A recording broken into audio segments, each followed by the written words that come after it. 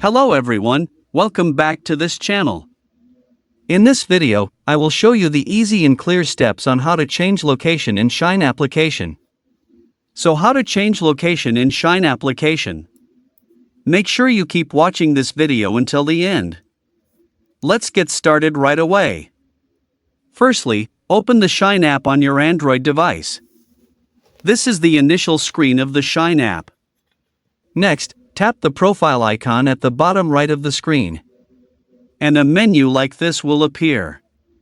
Tap Menu Settings at the top right. Tap Location. Here there are lots of locations from various countries that you can choose from. So that's it, tutorial how to change location in Shein application. Thank you for watching. I hope this video was helpful. See you in the next video.